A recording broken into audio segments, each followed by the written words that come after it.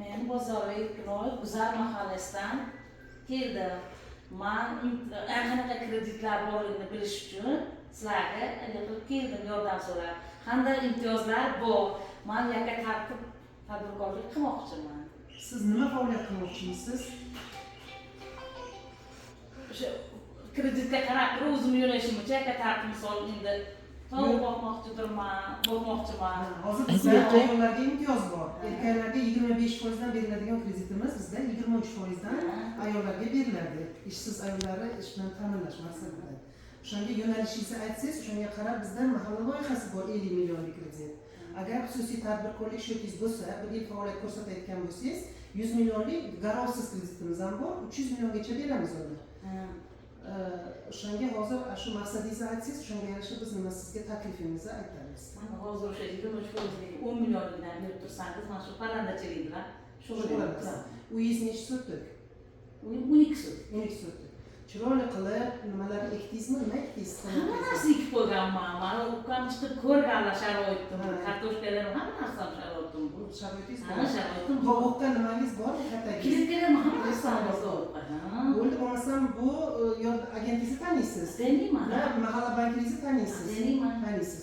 Bugundoq nimangizni berasiz, dokumentlaringizni sizga umrdan chiqazib beradi. Keyinchalik rivojlansangiz yana 50 millionlik nimamiz bor, xususiy tadbirkorlik ochsangiz unda ham nimamiz bor. Yashamaymiz. Xo'p. Assalomu alaykum. Men Husanboyeva Maftuna, Chak mahallasidan keldim. Shu Agrobankda qanaqa imtiyozlar bor? O'zim uy bekasiman. Hozirda farzand qaramoqdaman. Bolalarim yoshligi uchun shu kredit olib turib, imtiyozli kredit olib, chevarchilik bilan shug'ullanmoqchiman. Hozirda bizda 5 milliongacha biznesga birinchi qadam kreditimiz bor. Sug'urta asosida 1 yilga muddatga, ayollarga 23%. Keyin 17 milliongacha biznesga ko'mak bor. Muddati 4 yil, ayollarga u ham 23%. Summasi 17 milliongacha. Mahalla loyihasi dasturi bor. Bu ham ayollarga 23%, muddati 5 yil, 50 milliongacha kafillik asosida. Sizga qaysi biri yaxshi bo'ladi? Ayollarni qo'llab-quvvatlashga bizda osonroqmi? Hozirda bizga 23% shart beryapti. Menga shu 23% dan 10 millionlik. Demak, biznesga ko'mak.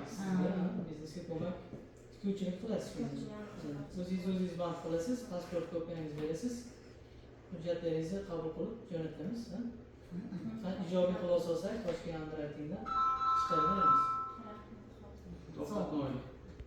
Hop, sizga 10 million kredit qilib beramiz. Shunda 6 millionga chop mashina olsangiz, 4 millionga materiallarni olasiz.